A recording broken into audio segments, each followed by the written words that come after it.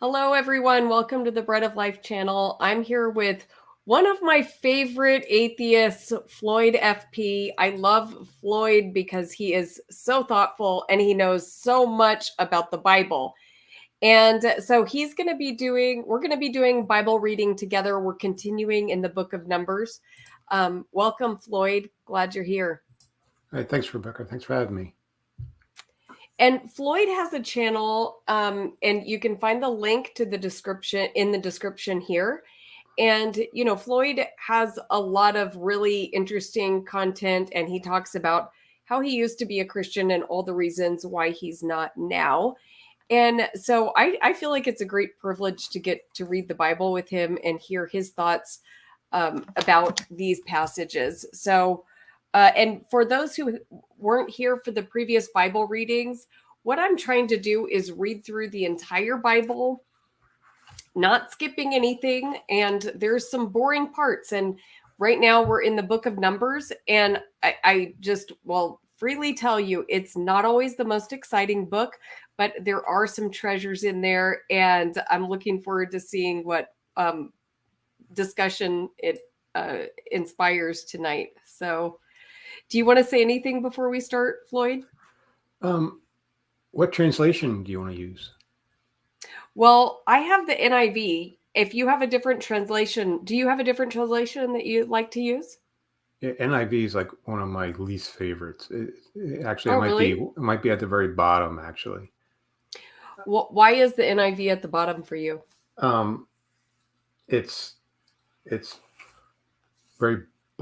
it's very biased in its translation. It has an evangelical slant. Um, Even like Bible scholars like Bruce Mesker has complained about the version. They purposely translate some of the verses to like solve apparent contradictions and stuff like that, to a point where it's not true with the actual Hebrew. Um, a clear example is like Genesis 2:17, where Mm-hmm. where Yahweh Elohim says, For in the day that you eat from the fruit, you will surely die."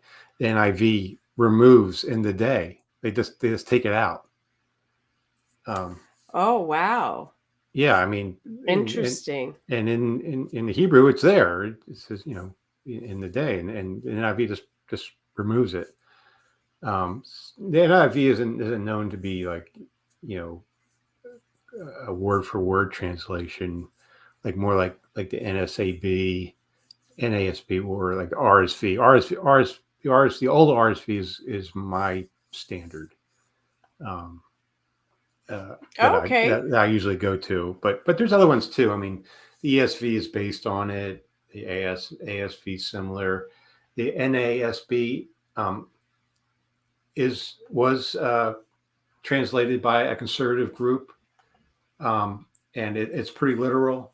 There's a few things here and there, but the NSAB is much better than like the NIV. I can bring up Yeah. other examples, where the NIV like really changes things. Like, like between like Chronicles and Kings, like they'll Mm-hmm. say this king started to reign at age 8, and then the other one will say 18.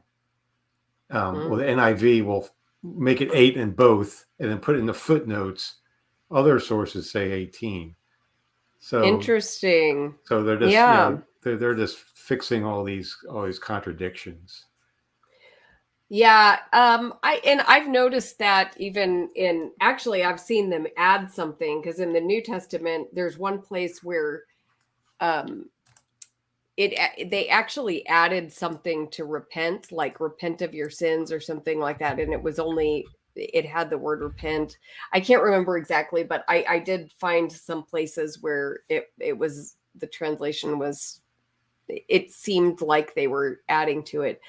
But overall, the reason I stick with the NIV, I mean, I've read, other translations many times, But for me, the NASB, it doesn't sound like English that flows nicely. Like it sounds kind of, because they're trying to stick so close to a word for word, it doesn't flow very well in English.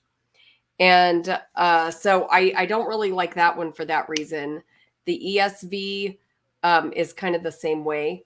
And then, I'll sometimes have enjoyed the New King James Version. I don't know, but I haven't really read the RSV. Yeah. Well, Well, and I want to say for hi. numbers, I think for numbers, I guess we can go with the NIV. Well, if you want to read out of the RSV, you're welcome to. I just have the NIV here, but if you want to read along in the RSV and see if there's anything that you would point out that you think is translated incorrectly, that's great. Okay. Well, how about anything we read out loud? We'll do it from the NIV because it'll be too confusing, I think, to. Okay. Sounds good. Yep. All right. And let me pull up my favorite website here for the Bible, which is Blue Letter Bible. And I want to say hi to everybody. Hi, Travis. Hi, Lena. Hi, Peter. Hi, Jamie. Hi, Joel, Jerome, Man Bear Pig, Nidamos, Trisha. Glad to see you. Sandals, Cygart. Wow, good crowd tonight. Stephanie's here. Godless Girl. I'm glad you're here. And Gorgeous Roddy Chrome. Dang, the crew from last night too. Cameron. Yeah, so guys, glad you guys made it back. We did have a long stream last night, and so thanks for coming back so soon. Well, yeah, I saw a link. You did over 7 hours last night. I mean, yeah. You have trouble sleeping at night? No, but you know what? My husband's out of town right now, so I don't have as much entertainment in the evenings as maybe I normally do. So why don't I just go ahead and start reading? We're starting in Numbers chapter 10, guys. And for those who were not with us, what's happening right now is that the people of Israel, God delivered them from slavery in Egypt, and he gave them a covenant. They agreed to it. And now they've been living out in the desert for about a year. And so that's where we're coming in. And God is kind of giving them various instructions. So I'll just go ahead and read, and maybe I'll just read the whole chapter, and then we can talk about the points you think are interesting, Floyd. Would that work? Okay. Or you have a different idea?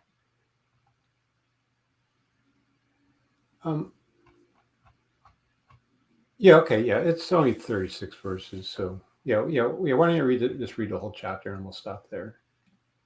The Lord said to Moses, "Make 2 trumpets of hammered silver and use them for calling the community together and for having the camp set out. When both are sounded, the whole community is to assemble before you at the entrance to the tent of meeting.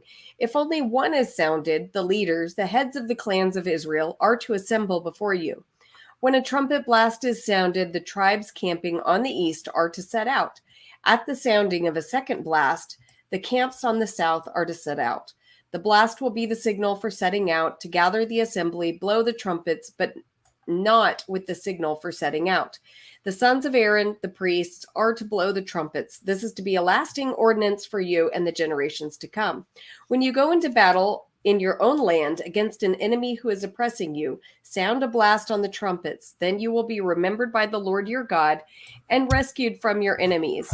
Also, at your times of rejoicing, your appointed festivals and new moon feasts, you are to sound the trumpets over your burnt offerings and your fellowship offerings, and they will be a memorial for you before your God.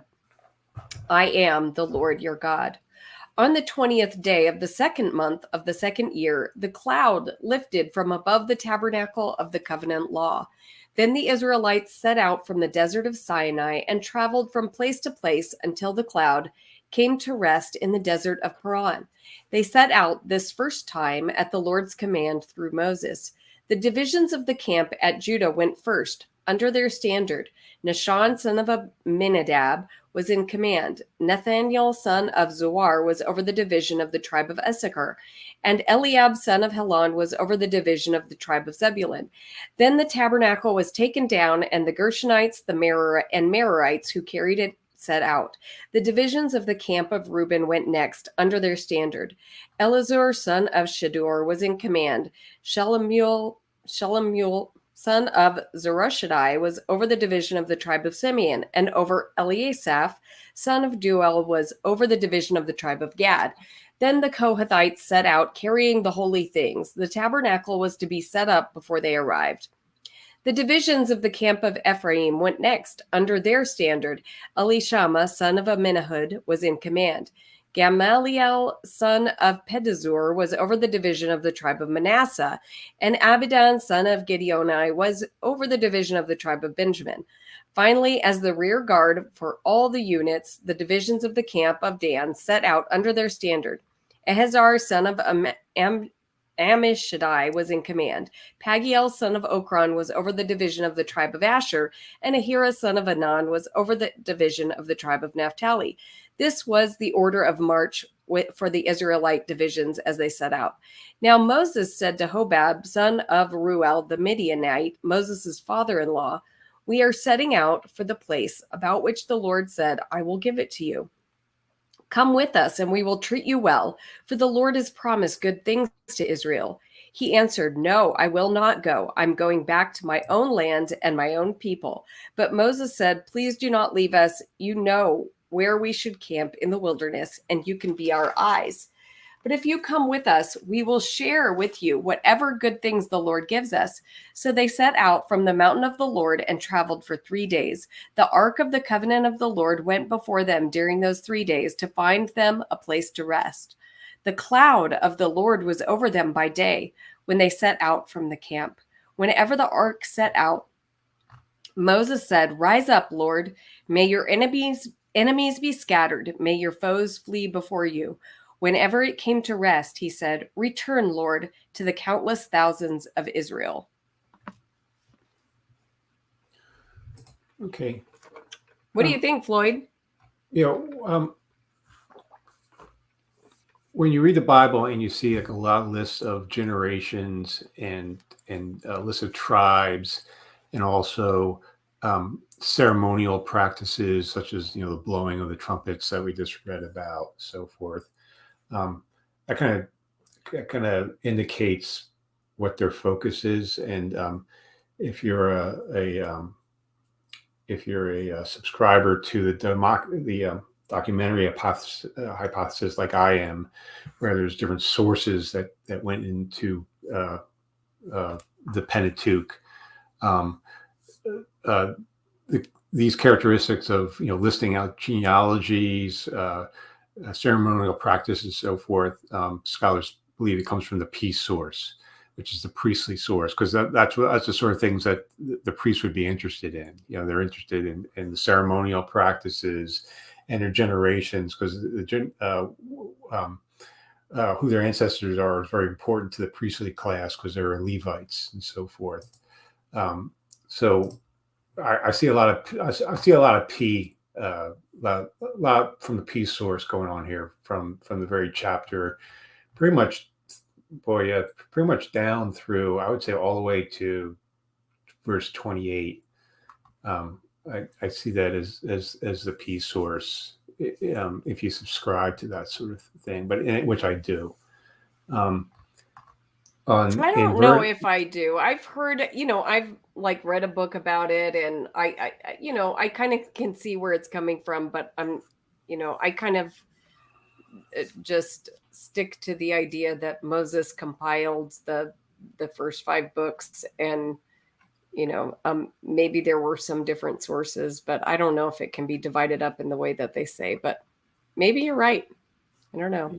Yeah, well, I think there's a lot of problems with Moses writing the Pentateuch, but that can be a whole other show, I think, if we want to discuss that.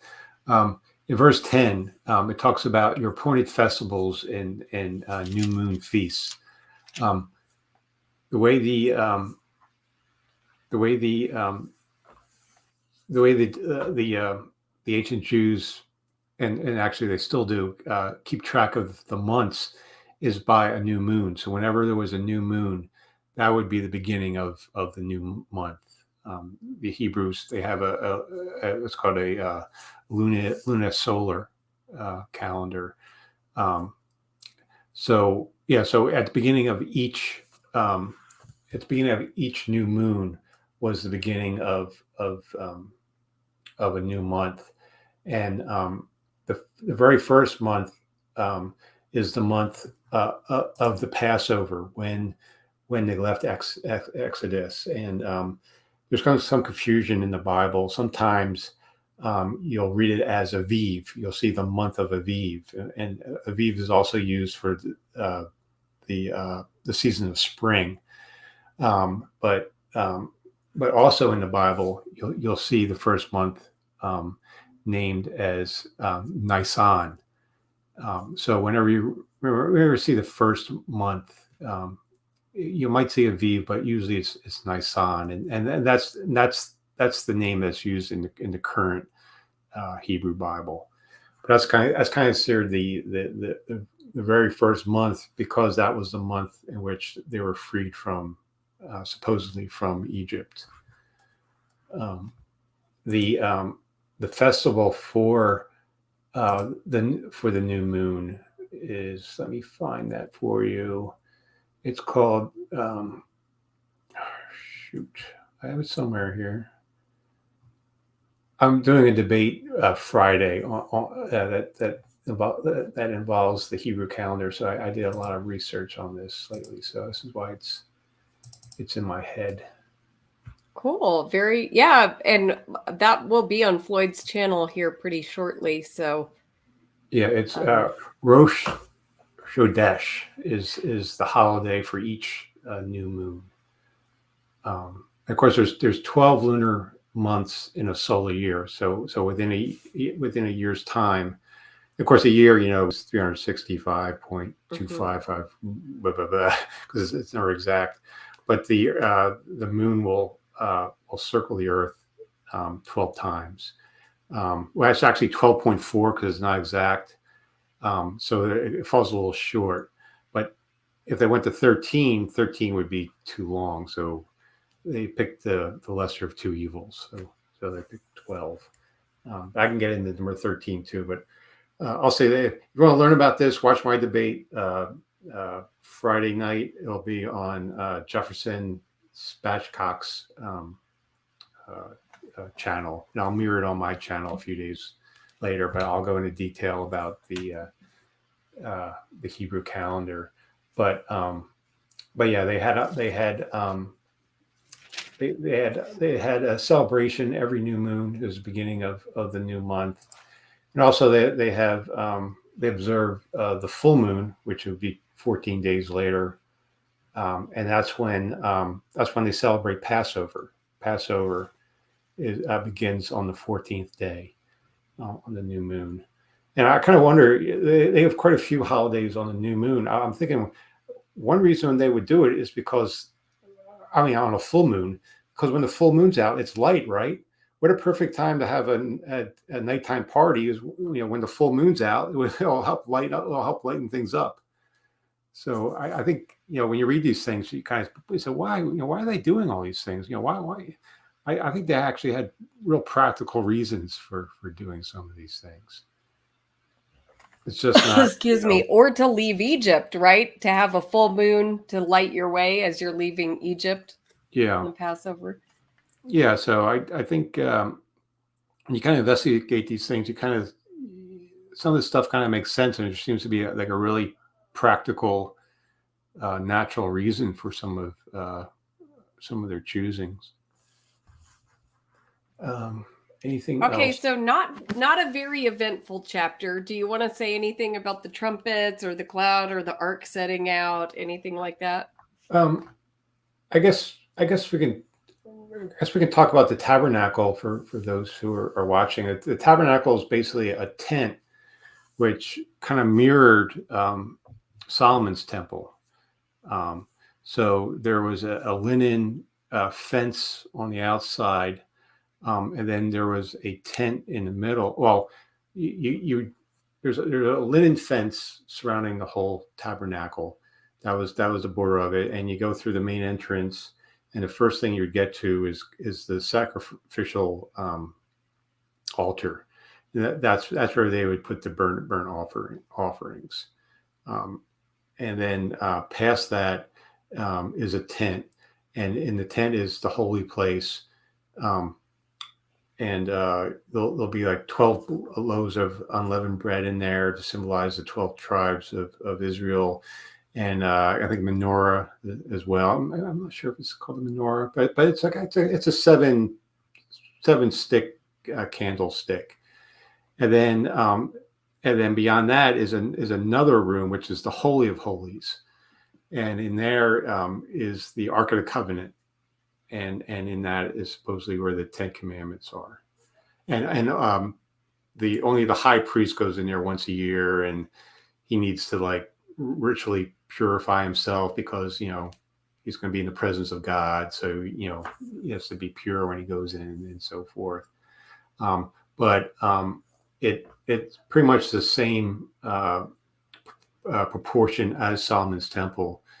And, I'm a troublemaker when it comes to the Bible, so critical scholars kind of wonder if the tabernacle ever existed. That was merely just a device to mimic, the Solomon's temple. But when we go that far back, we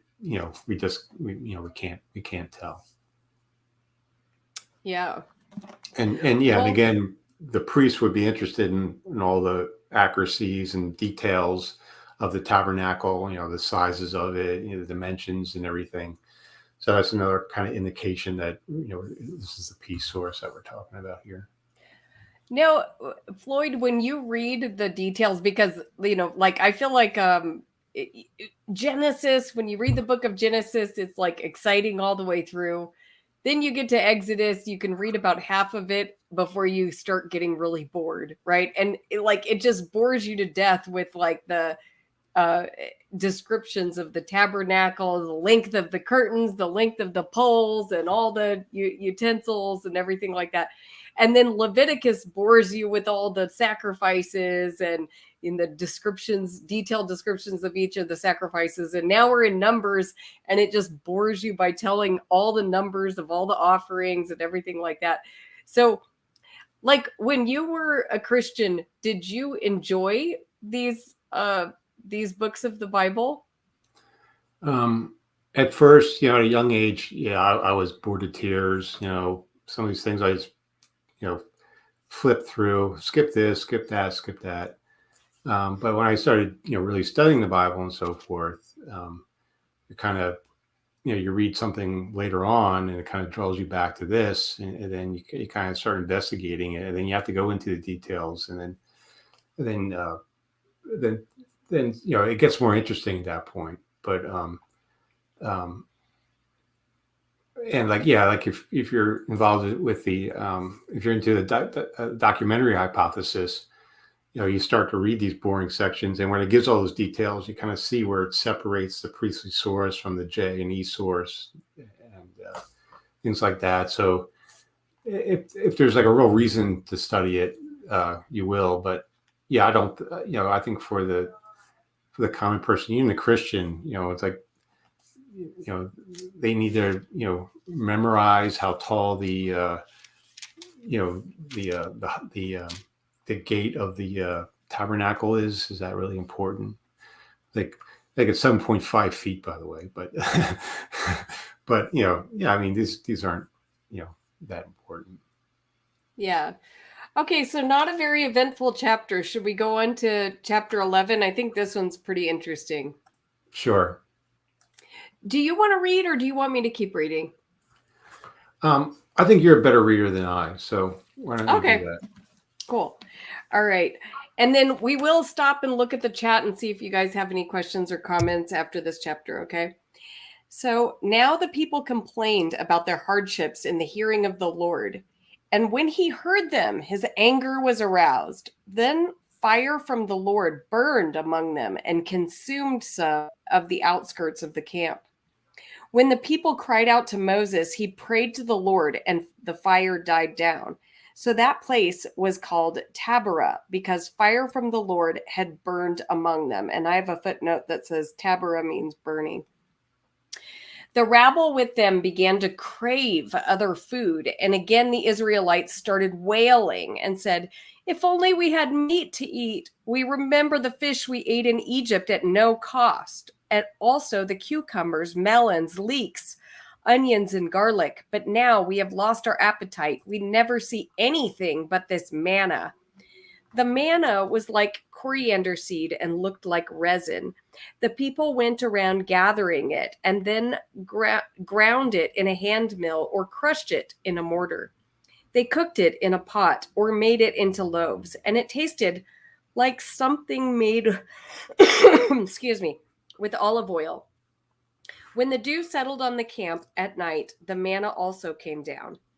Moses heard the people of every family wailing at the entrance to their tents. The Lord became exceedingly angry, and Moses was troubled. He asked the Lord, "Why have you brought this trouble on your servant? What have I done to displease you that you put the burden of all these people on me? Did I conceive all these people? Did I give them birth?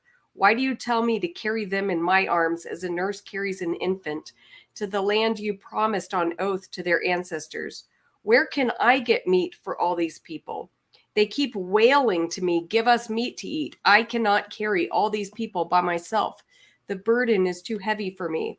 If this is how you're going to treat me, please go ahead and kill me, if I have found favor in your eyes, and do not let me face my own ruin." The Lord said to Moses, "Bring me 70 of Israel's elders who are known to you as leaders and officials among the people. Have them come to the tent of meeting that they may stand there with you. I will come down and speak with you there, and I will take some of the power of the Spirit that is on you and put it on them. They will share the burden of the people with you so that you will not have to carry it alone." I want to stop there and see if you have anything you want to say about it so far, Floyd. Yeah, this is where I think Thomists get into trouble, where they think God is pure aseity. Here we have a God that's interacting with Moses, that's responding to Moses's pleas and so forth, and reacting to that. Very much, I think against Thomistic concepts of God, where God's kind of just pure actuality and no potential and so forth. Manna, what's manna? That's supposed to be like something that God, gave them from heaven. There seems to be some evidence that manna is a naturally occurring. I'm not sure. It even says in the Bible here, it's resin. So I think it's like I think it comes from like cactuses or I forget, it's called like the bark of tamarisk. I think it comes from, and it's like it's flaky, it's soft and so forth, and I think it's just naturally occurring. So it might just be just a naturally occurring resin that comes from the bark of trees out in the desert. So so I could see how they would get tired of eating that. Yeah. But I love Gorgeous Roddy Chrome's comment here, because he says, "Is Moses the first follower to exclaim, 'Lord, just kill me now'?" And it's so funny that you said that, because I was just thinking as I read that, like, oh my gosh, I've said that to God so many times. "Lord, just kill me. Like, I don't want to deal with this." But, of course, I usually don't mean it too strongly. But yeah, I mean, you kind of wonder why the Jews had to wander in the desert for 40 years when it was basically like a week's walk. from Egypt to the Promised Land. So yeah, it's kind of strange why they had to spend such a long time in there. I think I forget who was the scholar that calculated if he calculated that if I forget the number, it was like 500,000, I believe, men left Egypt, and they would have their family and cattle and with them, so it'd be well over 2 million. And he said if 25 people walked abreast, by the time the first row got to the Levet, the back line would just be leaving. So the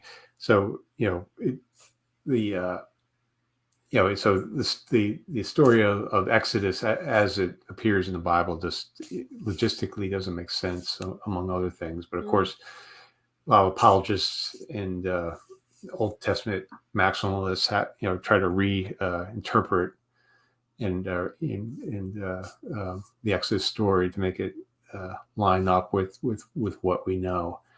But yeah, it's strange that you think God would plan a little better, or Moses would plan a little better if they planned to spend 40 years in the desert, or basically it would be like a 6-day walk.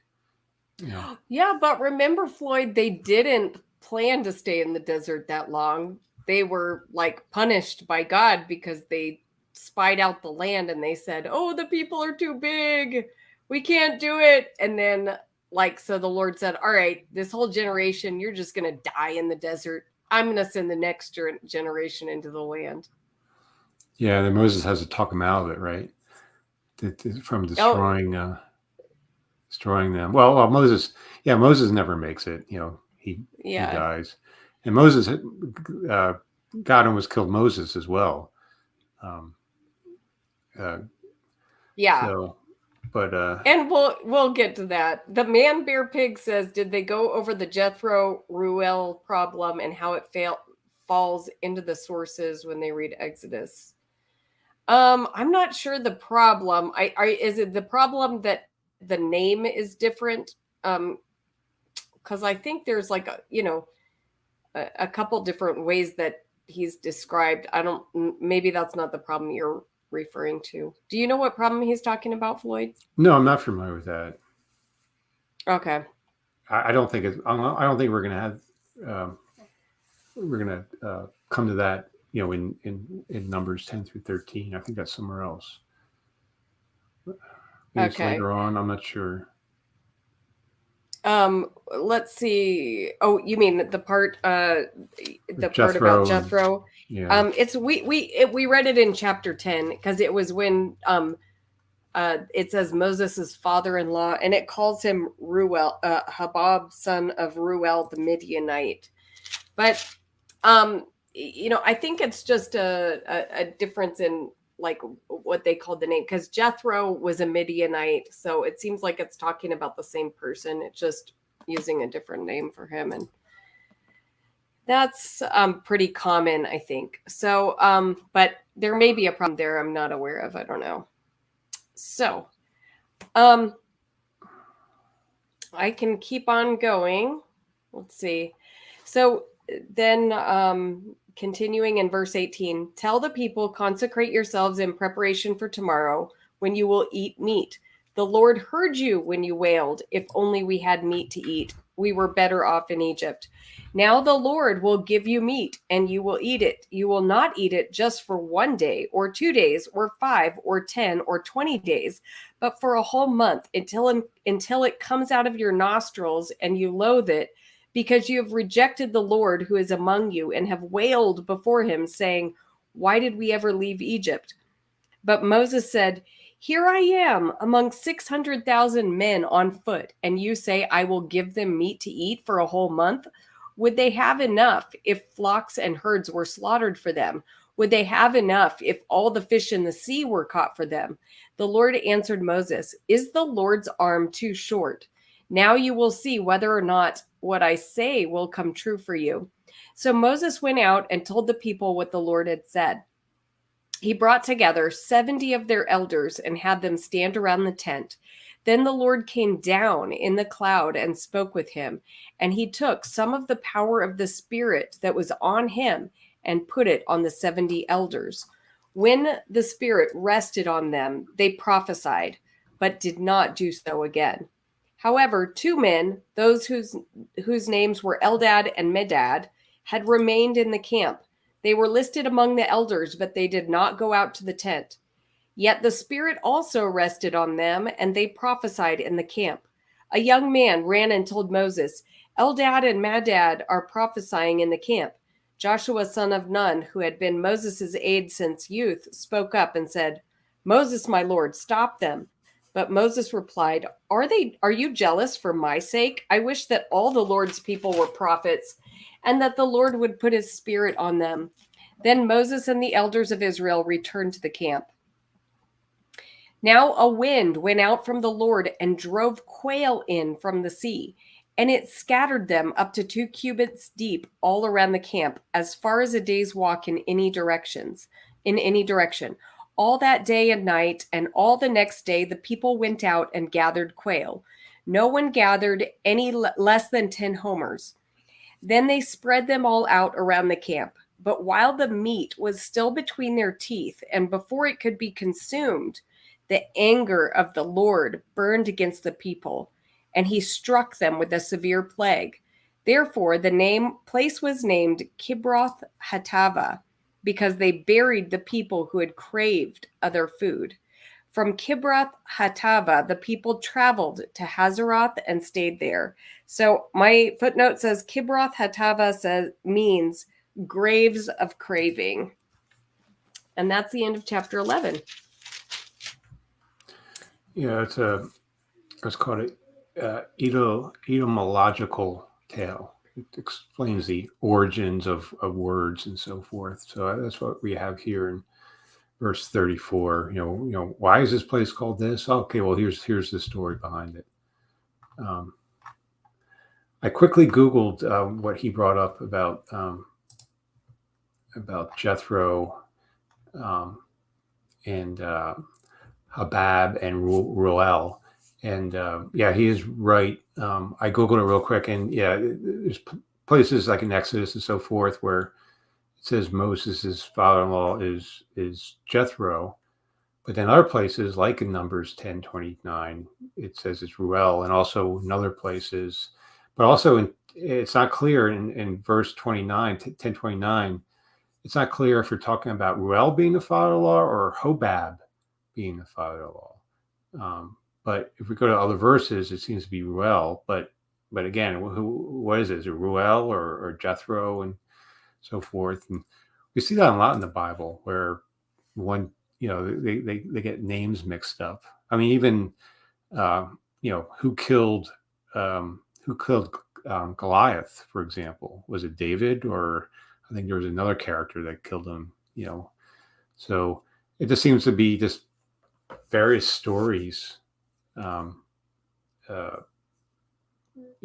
of just melded together, which is further support of the documentary hypothesis. There's different sources, and they're just bringing them together, and they're both stories were sacred, so they didn't want to change them. So what they did is they just mixed them together, and they dare not erase one. I think it's kind of interesting. 1029. Okay, one source, 1029 through verse 32, is, according to one author, is a J source.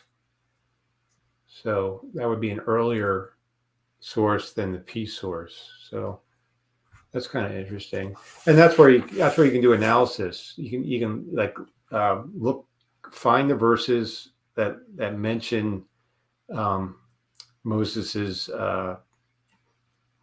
father-in-law, and see what sources they are. If they come up, you might be able to separate them. Say, oh, well, the J source is using this name, but the E source is using this name, and so forth. And it'll help you identify it. Hmm. But a lot of it is, a lot of it's speculation, and we really can't know. It's thousands of years ago. Can we actually really know? In some cases, we can't. Um, Well, I think, in that part of the world too, and maybe during that time period, I don't know, but names are more fluid. Like people, are often called by their father's name, or, and they have another name. And so for me, when I read that, I'm just like, okay, there's multiple names that person was called. I don't really necessarily see that as a contradiction. Anything else in chapter 11 that we need to bring out? I'm going to put up a couple of comments. Lena says, LOL, moral of the story, don't complain about being hungry or God will plague you. Yeah, I mean, I do get that when I read this. God is not someone to be trifled with. So clearly, God was angry here. Do you have a problem with God being angry in this situation, Floyd? Well, it reminds me of what Jesus said. I think it was um, in the Gospel of Matthew. He says, your heavenly Father will take care of the birds, and so forth. Let me find that thing. Yeah. Let me find that. Mm-hmm. While you're Gospel. looking for that, I'll just put up Uncle Jesus Show says, honestly, how was God actually talking to Moses from a cloud? I think that's pretty cool. I wish God would talk to me from a cloud.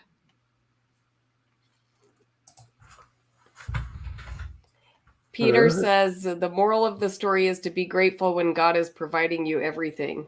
Yes.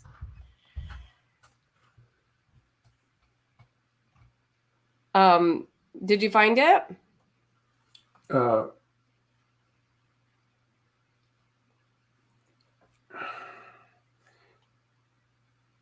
think so. Matthew 6:26. Look at the birds of the air. They neither sow nor reap nor gather into barns, yet your heavenly Father feeds them. Are you not more valuable than they? Um, that's not the exact one I was looking for.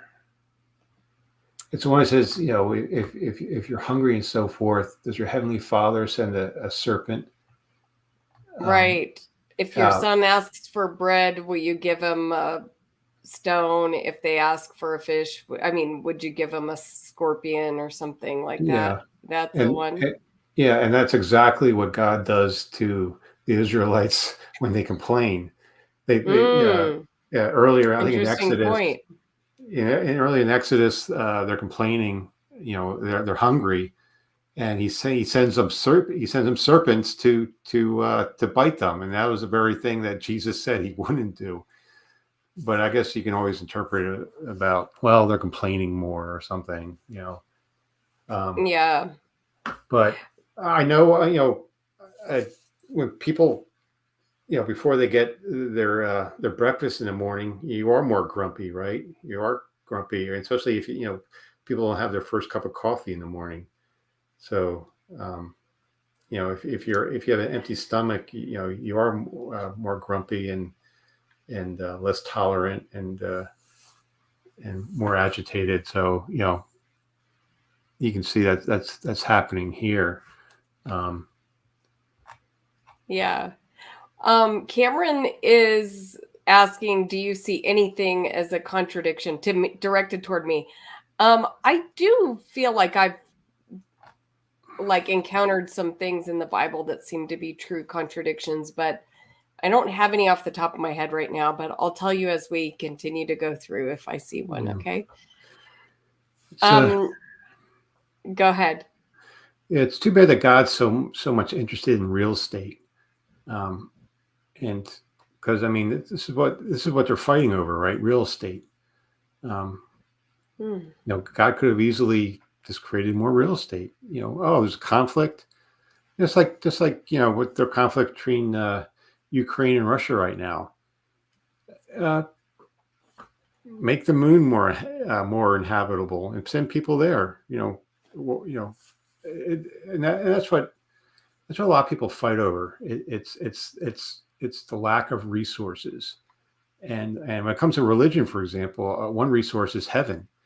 Um, uh, with the exclusivity of some of the Abrahamic religions here, heaven is a limited resource. They're fighting on it. If you want this resource, you have to join our side. So you have people fighting over, religious wars, fighting over that. But that's what that seems as what seems to be happening here. People, these Israelites they're traveling to the promised land, so basically they're fighting over real estate, and they're going through this. I mean, God could snap His fingers and put them on the beach of Hawaii if He wanted to, I guess. But I guess He wanted to put them through all this. Yep. Kimo asks, why would God have, sorry to interrupt you. Go ahead. No, go ahead. I'm sorry. Go ahead. Why would God have an emotion? This is interesting.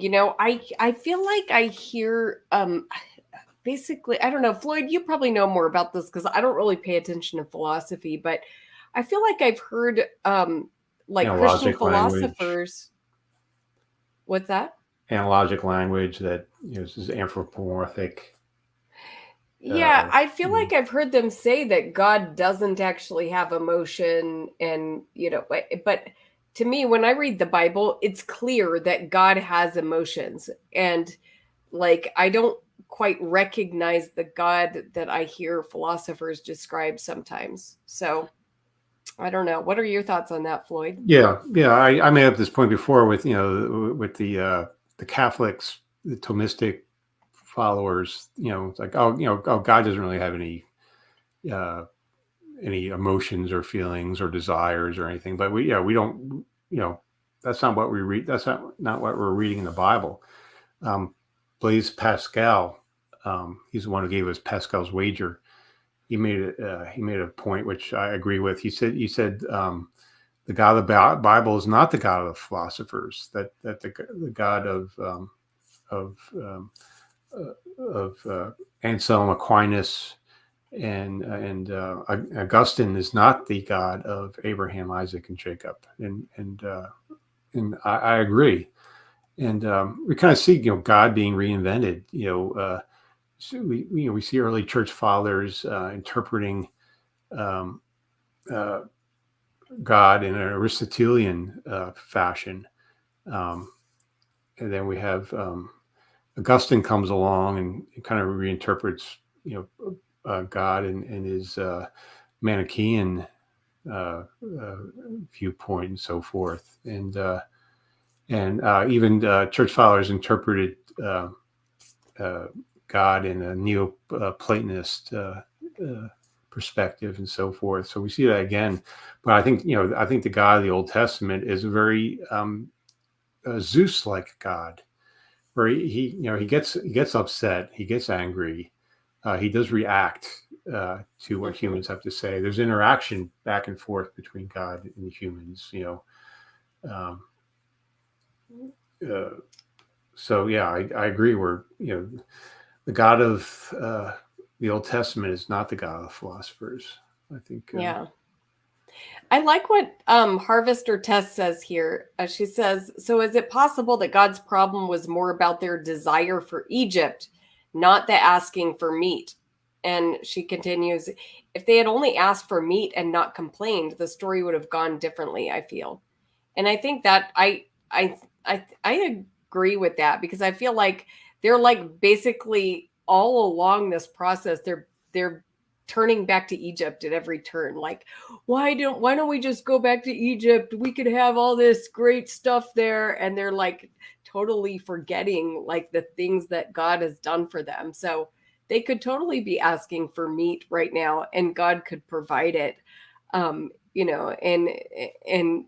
so I think Tess is right. Good point, Tess.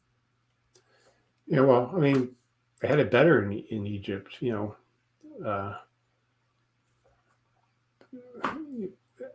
need to eat.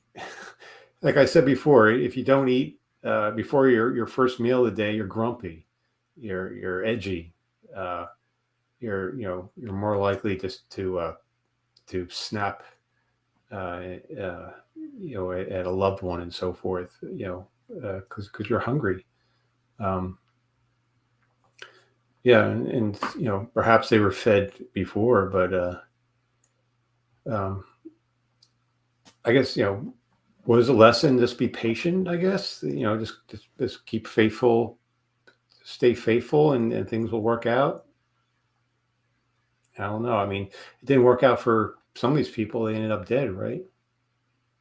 Yeah. So I guess what? Don't complain, or you'll end up dead like them. Well, what do you think about that lesson? Kind of harsh. Yeah. Um, yeah. I brought this up. We talked about this before. If people of faith, you know, succeeded better in life, they were happier. They made more money. They were more fulfilled. They only had to make more money. Let's just say they were happier, because we see cases where rich people are miserable, right? And someone who's not that well off might have a lot of have a great family and friends and have a lot of joy. But if religious folks had the secret to life and they were happier and so forth and content, but part of being happy is not starving, right? You can't be happy if you're not healthy. If you're not healthy, it's hard to be happy, especially if you're starving. Right, but I think that they weren't starving though. They were just bored with what they were eating, like Tess says here. They were bored with the manna. So they were wanting variety in their diet. Yeah. So okay, should we continue on, or do you want to say anything about this? Actually, I might want to say something about this. I like how this describes like the Lord had put his spirit on Moses, and now the Lord is saying, okay, Moses, it's too much for you. Since it's too much for you, I'll take my spirit and I'll put it on the other people too. And so I find that interesting that like God can make it so that people have more of his spirit on them or working through them than other people. What do you think about that idea? It brings up a lot of issues. I mean, what about if you believe in libertarian free will? If God's possessing you, what does that say about your free will? I mean, he's kind of affecting the way you think, your decision making, your attitudes, and so forth. I mean, isn't that a violation of your free will? If God's going to possess you, I guess Moses asked him to, give him the spirit. Well, where does it say that he's possessing them? Because I know for me, my experience of the spirit is that I'm still completely in control of myself, but it just means that I have God's power there, and like I have his spirit as kind of a source of power, a source of his presence. Inspiration. Yeah. In verse 29, 11:29, and Moses replied, "Are you jealous for my sake? I wish that all the Lord's people were prophets, and that the Lord would put his spirit on them." So what does it mean to put their spirit on them? I don't know. I mean, sometimes like, sometimes like let's say you're traveling to your vacation spot and your kids say, "Are we there yet? Are we there yet?" What will keep them going and say, "Oh, we're almost there. And when we get there, we're gonna have a great time." So, that keeps you going. It's the hope of the future will be better. I mean, that can keep you going, but here it's talking about the spirit on them.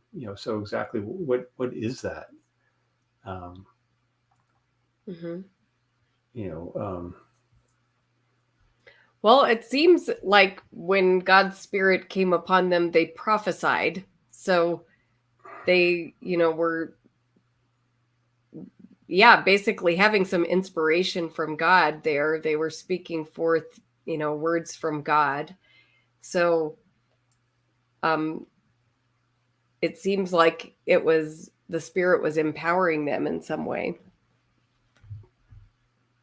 Burn against them. So they gathered quail, and they were eating the quail. It said, but while the meat was still between their teeth, and before it could be consumed, the anger of the Lord burned against the people, and he struck them with a severe plague. So they were given meat, and then right when they were eating it, God kills them. Well, so God was kind of just teasing them, like, "Oh, you want this quail? Zap." That's nice of him. Well, again, don't complain. I guess you better not complain. Yeah. But about the Spirit, Floyd, I wanted to ask you, when you were a Christian, did you feel like you ever experienced the Holy Spirit, the power of the Spirit, that kind of thing? No, not really. I guess maybe a few times I felt, I don't know, comfort and so forth.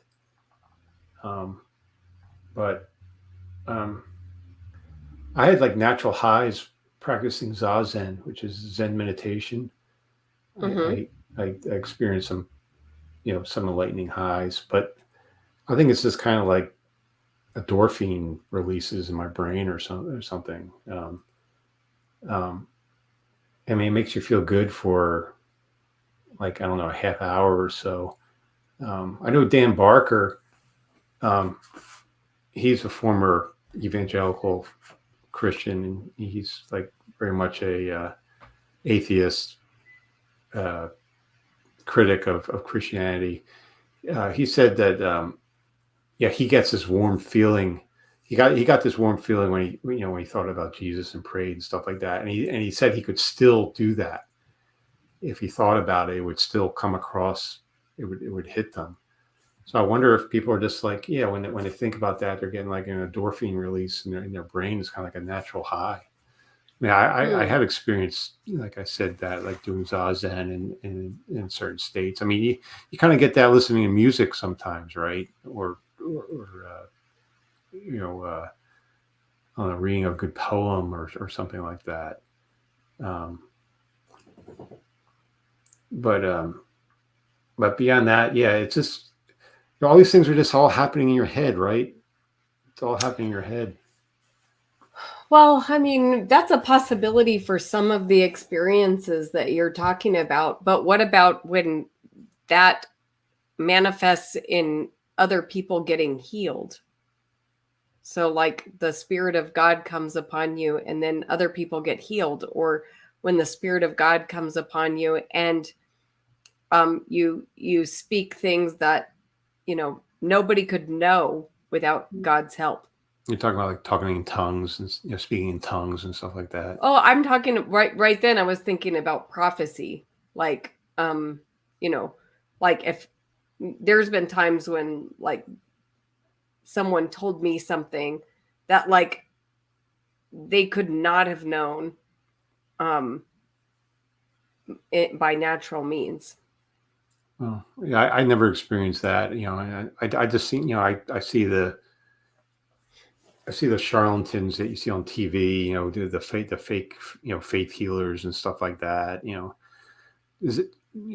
Does anyone out there have a bad back? Does anyone out there have a bad back? me. Oh, I feel better now. I just see charlatans like that, but I never really seen any true faith healing or, you hear cases of, people's cancer goes into remission, stuff like that. But again, it's the same thing. You never see God, regrow a limb for someone, something like that, But no, I haven't experienced any miracles like that in my life. Again, all this stuff that I've seen. It's just all in people's heads. If someone could really predict the future, then I think that would be a good sign. But I looked in the Bible prophecy, and I'm not convinced there's any true prophetic predictions that actually took place in the Bible. A lot of it's after it happened, or what they consider to be a prophecy isn't a prophecy at all, or taken totally out of context. In fact, yeah, I have a debate about Bible prophecy. A few of them on my YouTube channel. You can check them out if you want. But no, I haven't seen anything that really really convinced me. But again, what it was, Pine Creek Doug say, well, like this wet napkin on fire, and brings up, 1 Kings 6, where Elijah has a contest with the prophets of Baal, to set the logs on fire, and Elijah's able to do it, and the prophets of Baal aren't able to do it, and so Elijah wins the contest and kills the prophets of Baal. If something like that went on today, that would be something. But we don't see that.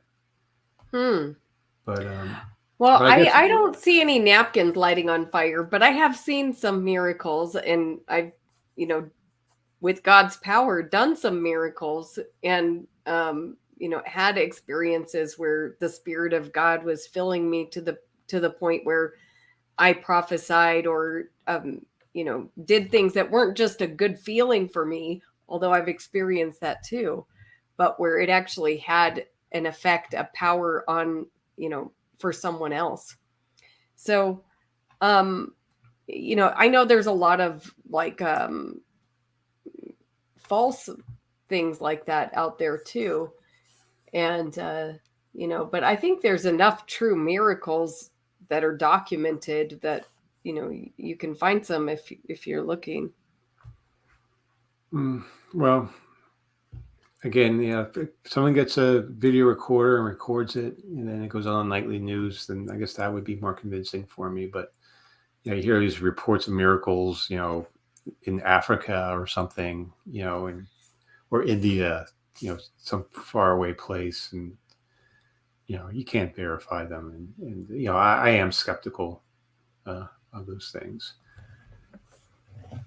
So, so again, I guess chapter 11 is what the lesson we learn is: don't complain. I guess keep the faith. Yeah, trust in God. Right? I mean, that's what I hear from it. I mean, God has done all these things for them, right? And they're ready to turn back and totally abandon the plan. Yeah. So, okay. Yeah. Verse 31. Now a wind went out from the Lord and drove quail in from the sea. It scoured them up to 2 cubits deep all around the camp. So God gave them tons of quail to eat. And then even before they could swallow it, God kills them. He plagues them. Yeah, that is pretty harsh. I agree. That's pretty harsh. Yeah. I would think there'd be a softer way of doing that. How would you do that if you were God? What would you do instead? People need to eat. I mean, the bottom line is people need to eat.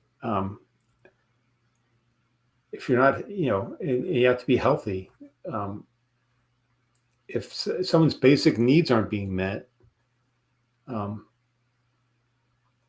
mean, that's bad. I would, I think it would be better if God said, "Hey, I've given you. What do people need? They need food in their belly, a roof over their head, and clothes on their back. That's what they need." If God provided those things, yet they still complained, all right, then I think there's yeah, there's a problem with them. But if people are starving, if they're not getting food, then I don't see how you can blame them. If you know if you know if your child is bad, sometimes what you send them to the room without their supper, right? I mean, they could do that, but again, if God's a loving Father, well, act like a loving Father. I mean, that's all I gotta say. And as a loving human Father, you know, when atheists complain saying, "Oh, God's evil, God's evil," the common response is, "By what standard?" Well, the Bible talks about God being a loving Father, so I would say by the standard in which we hold other people accountable for. If you're going to call God a loving Father, then act like a loving Father, the way a loving human Father would act. If you say, "Well, God's different," there's a creator creature distinction. Then don't call God loving. If he's totally different, if God is wholly other than us, then don't say God is good or God is loving and so forth, because he's wholly other. He's totally different than us.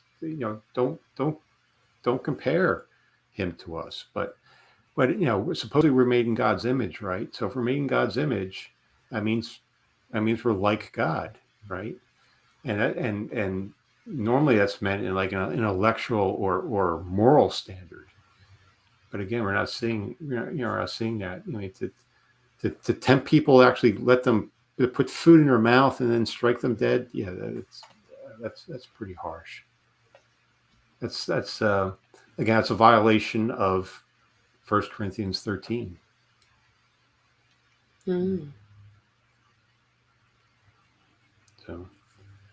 So do you think there's any way a Christian can reconcile that? Well, I think when you read this, you want to try to read it as charitable as possible, right? You're going to try to read it, try to get something good out of this, right? It's like, how can we, God is good, God is loving. So how can we understand, with those presuppositions, how can we best understand this? And, I guess what many people say, oh, well, it's the humans, it has to be the humans' fault because God's loving, God's good. So we can't blame God here. We have to blame the humans somehow. Mm-hmm. So, that's all we can say. But again, people need to eat. Maybe are they being too greedy? Are they being too selfish? Are they being too prideful? Maybe. I guess that's how we can look at it. But I don't know. I think we both agree that this is kind of harsh. I think there's other ways to deal with this. And again, what is God's solution to solving problems? Violence, right? Is that a good lesson? The way we solve problems is through violence. Well, that's God's solution, right? He solves problems through violence. I don't think that's a very good lesson. Mm. Yeah. Do you want to stop here because we're already over an hour? Oh, well. Or do you want to do one more chapter? I know one of the chapters is one of the chapters where like you kind of read off a list again, I think. Oh yeah, that's in chapter 13, the different tribes. Chapter 12 is fairly short. Well, why don't we do 12? It's only 16 verses. Okay. Miriam and Aaron began to talk against Moses because of his Cushite wife, for he had married a Cushite. Has the Lord spoken only through Moses? They asked. Hasn't he also spoken through us? And the Lord heard this. Now Moses was a very humble man, more humble than anyone else on the face of the earth, which is hilarious if Moses wrote this, but I don't think Moses wrote that. At once, the Lord said to Moses, Aaron and Miriam, come out to the tent of meeting, all three of you." So the three of them went out. Then the Lord came down in a pillar of cloud. He stood at the entrance to the tent and summoned Aaron and Miriam. When the two of them stepped forward, he said, "Listen to my words. When there is a prophet among you, I, the Lord, reveal myself to them in visions. I speak to them in dreams. But this is not true of my servant Moses. He is faithful in all my house. With him, I speak face to face, clearly, and not in riddles. He sees the form of the Lord. Why then were you not afraid to speak against my servant Moses?" The anger of the Lord burned against them, and he left them. When the cloud lifted from above the tent, Miriam's skin was leprous. It became as white as snow. Aaron turned toward her and saw that she had a defiling skin disease. And he said to Moses, "Please, my Lord, I ask you not to hold this sin we have so foolish against us, this sin we have so foolishly committed. Do not let her be like a stillborn infant coming from its mother's womb with its flesh half eaten away." So Moses cried out to the Lord, "Please, God, heal her." The Lord replied to Moses, "If her father had spit in her face, would she not have been in disgrace for 7 days? Confine her outside the camp for 7 days. After that, she can be brought back." So Miriam was confined outside the camp for 7 days, and the people did not move until she was brought back. After that, the people left Hazeroth and encamped in the desert of Paran. Yep. Again, don't. Yeah. Well, don't. This puts Moses, above Aaron and Miriam. Again, don't question God, or he's going to cause trouble. I'm rereading verse 14 here. The Lord replied to Moses, "If her father had spit in her face, would she have not been in disgrace for 7 days? Confine her outside the camp for 7 days. After that, so basically, she spat in God's face, I guess, so to speak, to be outside for 7 days.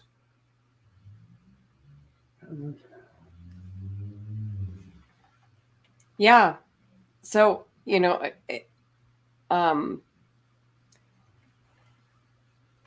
it's interesting here. I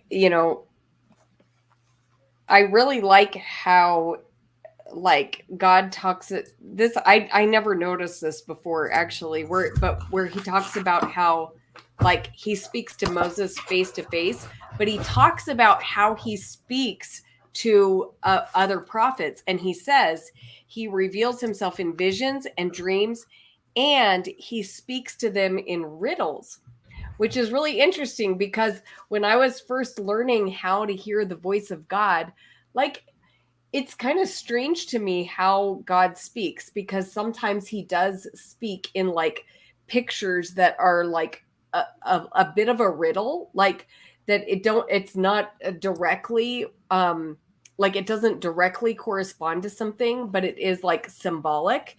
And so it's just kind of interesting to read this, because this is what I experience when I experience God speaking to me, that it often is in symbols like that it's they're really clever and interesting, but it's often not direct speech. Well, I mean, sometimes you have a dream, and the dream isn't very logical, or kind of your dream kind of goes from one scene to another. It's not very sequential. But when you recall your dream, you try to make sense out of it. You try to put it in sequence and so forth. But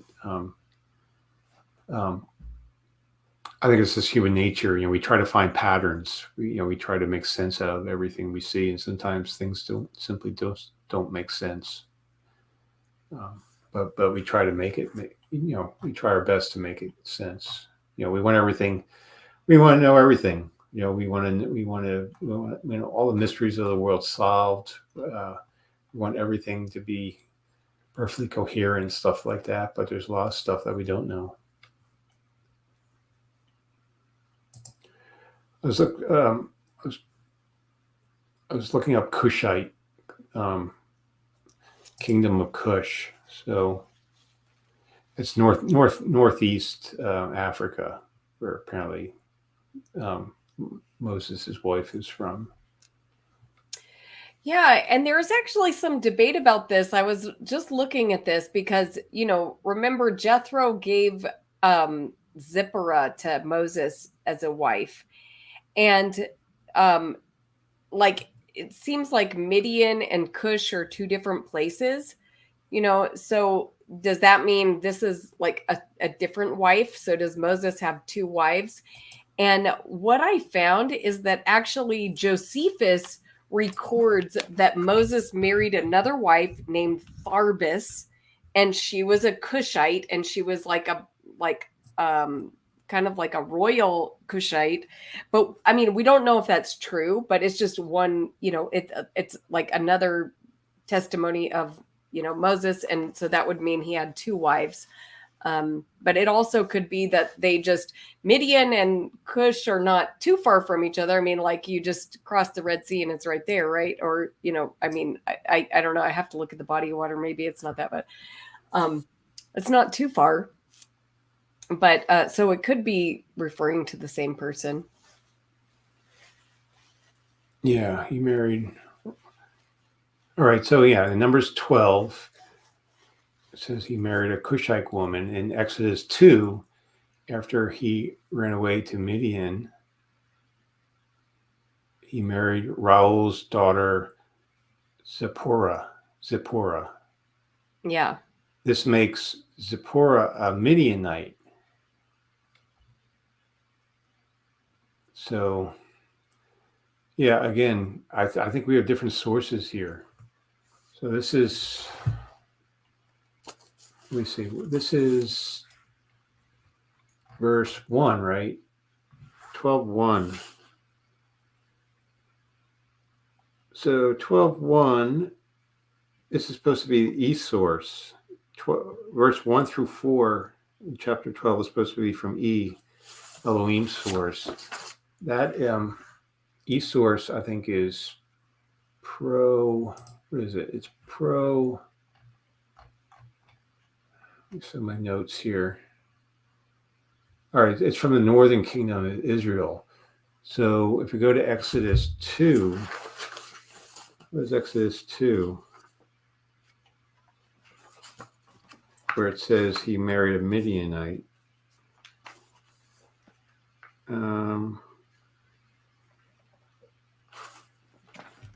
We can find that. Oh, that's a P source. Oh, wait, no, wait. Verse 21. 21? Yeah, in Exodus 2. Oh, that's J source. Yeah, so the E source, he marries a Cushite, and in the J source, he marries a Midianite. So in E is from Northern Kingdom of Israel, and J is from Judah. So again, you can see what's kind of going on here. You just have kind of two different traditions being mixed together. But again, do I have concrete evidence that this is the case? No, this is yeah. This is just evidence, but it's hard to say. But again, I mean, there's a lot of mysteries in the Bible, right? We just brought one up. Who did Moses marry? He says you have two wives. What's going on here? There seems to be a lot of mystery here, and scholars try to figure these things out, and they come up with all sorts of different theories, and some are well supported, some are speculative. Now, would you say that's the kind of thing that bothers you about the Bible? Like, is that one of the things that bothers you? Like if you don't have a clear answer about something like that? Yeah, I mean, it does kind of make you skeptical, right? This is supposed to be God's word. God is not the author of confusion, right? Well, we're bringing up a lot of different confusing things here. We can't even know who who Moses' wife was, or if he had one wife or two wives. So yeah, I mean, it does make you think, what's going on here? This is kind of strange. And it makes you think, the Bible's a very human book, right? You can kind of see it was put together with humans, and there's different perspectives and different sources, and things clash with each other. And that makes sense in a naturalistic paradigm. But if this is supposed to be a supernatural, divine book from God, and God is not the author of confusion, and conservative Protestants claim that God is logic. They point to John 1:1, where God's perfectly logical as part of his nature and so forth, and we see this. This makes you think the Bible is just a human invention, that captures many different points of views from different areas of the region over a 2,000-year period. So yeah, it does kind of, it does kind of hurt my faith when I come across stuff like this. But a lot of Christians don't. Yeah, I mean, a lot of Christians don't do all this Bible study, so they're not even aware of these issues. Well, I mean, what do you think? Because for me, this isn't really an issue. So, do you think I'm like? How do you interpret the way I'm interpreting it? Like, do you think I'm just not taking it seriously as, you called it the Word of God? Yeah, well, I guess it doesn't concern you, but I don't know. Yeah, I don't know. I mean, if I remember years ago, I heard a fundamentalist preacher say, if we can't trust the Bible on things we can verify, like historical events and stuff like that, how can we trust the Bible on things we can't verify, like our sins are forgiven, or Jesus is sitting at the right hand of God right now, or he's the divine logos and stuff like that? We can't, you can't verify those things. You can, test you can do to verify that God's sitting at the right hand of God right now, or he's a divine, pre-existent logos and stuff like that. You can't there's no way to test that or verify that. But if you can't trust the Bible on things you can verify, how can you trust the Bible on things you can't verify? And yeah, that's where things like this makes you, wonder, how is the Bible trustworthy? Or or maybe maybe we shouldn't see it as a historical book. Don't see it that way. Don't if you don't view it as a science book, if you don't view it as accurate history, then maybe it isn't a problem. But it lends support and evidence that of the position I hold is I don't believe Moses ever existed. I don't think Moses existed. I think he's a sun god. He's patterned after King Sargon, because a lot of the stories of Moses, like being thrown into the river and stuff like that, being afloat on the river and stuff like that, it's taken from King Sargon. So critical scholars don't believe the Exodus ever happened. Israelites were really former Canaanites. So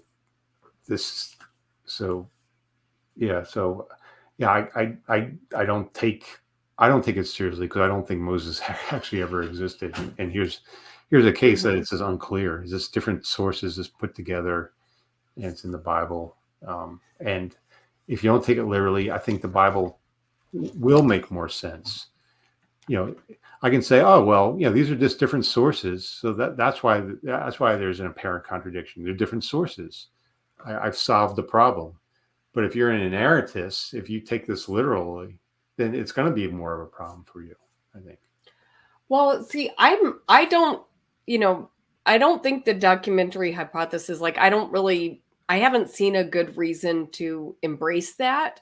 But, so I'm not saying it's all different sources like that. Although I do think, Moses compiled like oral traditions. And so I'm not saying there aren't like, different stories and things that came together. But I just don't think it's the way that the documentary hypothesis explains it. But at the same time, like, I'm not one to, like, I do take this literally. And when I read this, for me, this is not a problem, because I'm just amazed that we know this much about Moses and his life. Like, the what is written here to me is amazingly detailed, considering that he lived thousands of years ago. So, I mean, did he have one wife, and or did he have two wives? I don't know.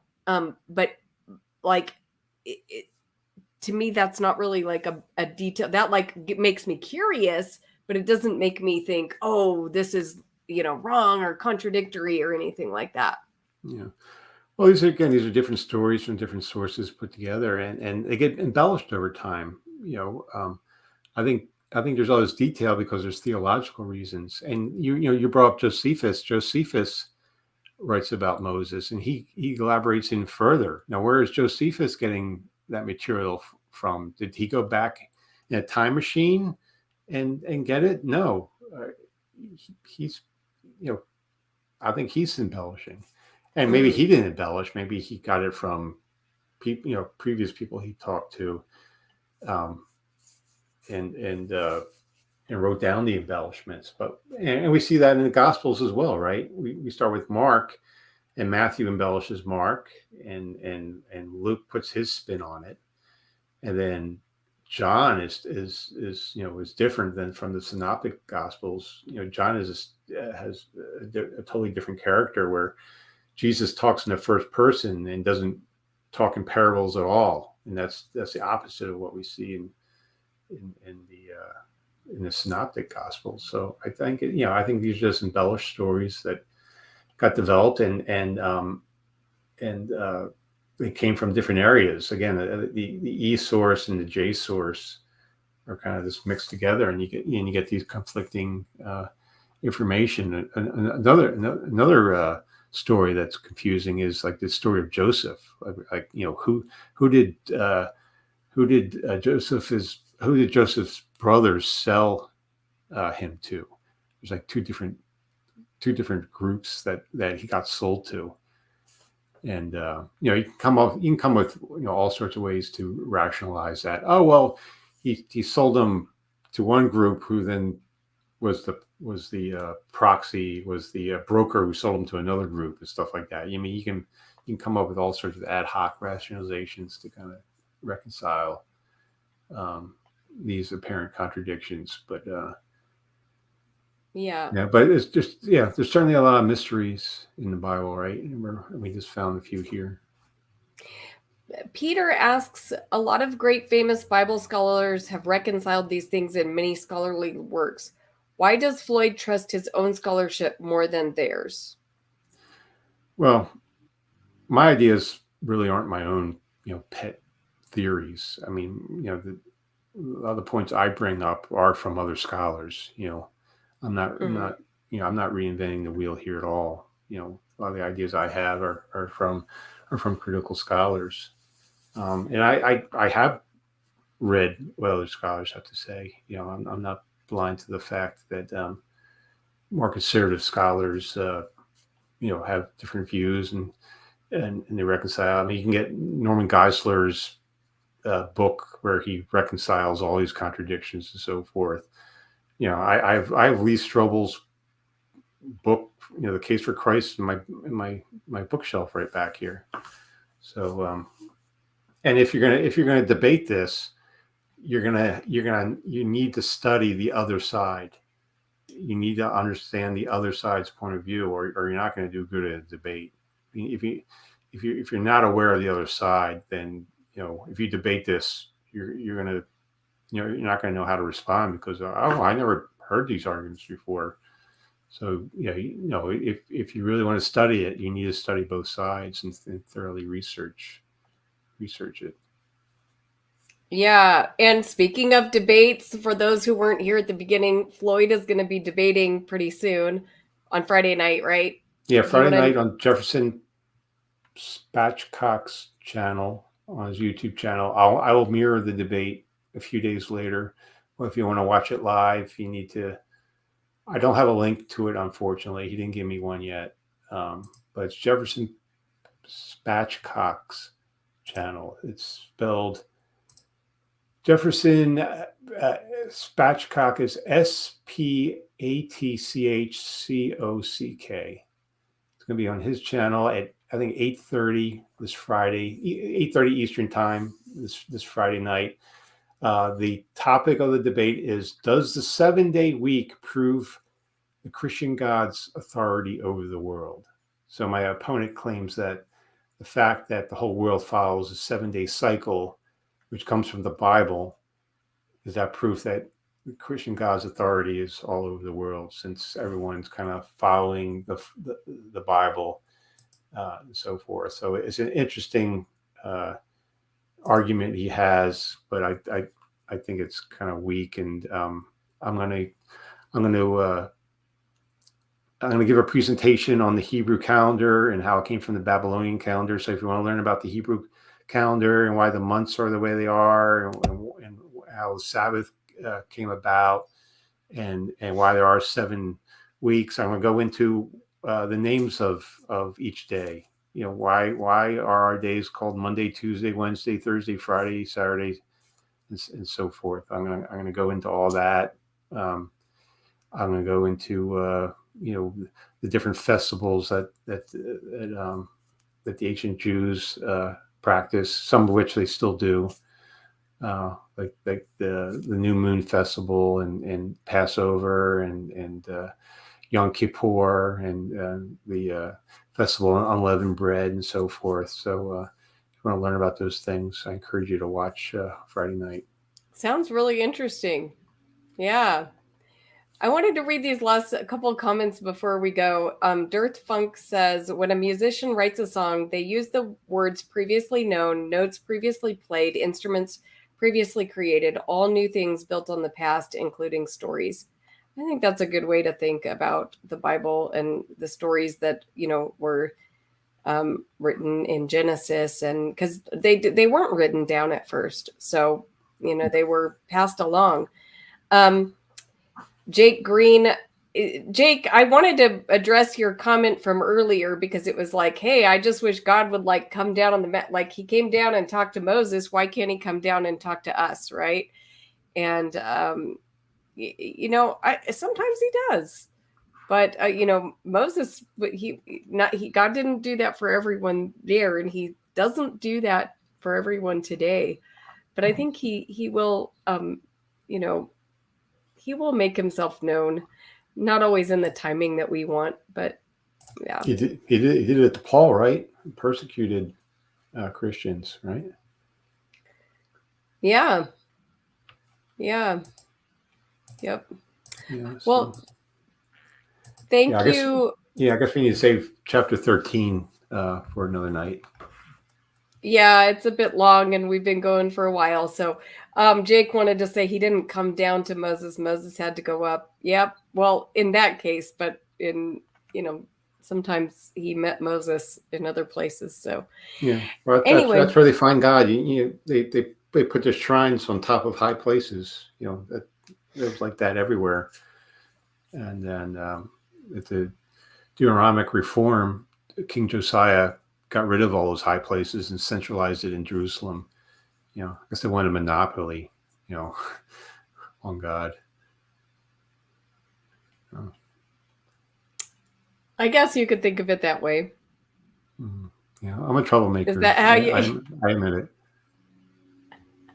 That's okay. You know what? I fully expected that, Floyd. I enjoy talking with you and hearing your perspective. So thank you so much for being here tonight, and I hope we can do it again. Sure. Yeah, I had fun. Yeah, I'm surprised it went that long, but I guess once we get started, I guess we keep on going. Yeah. Thanks, everybody, and have a good night. Bye.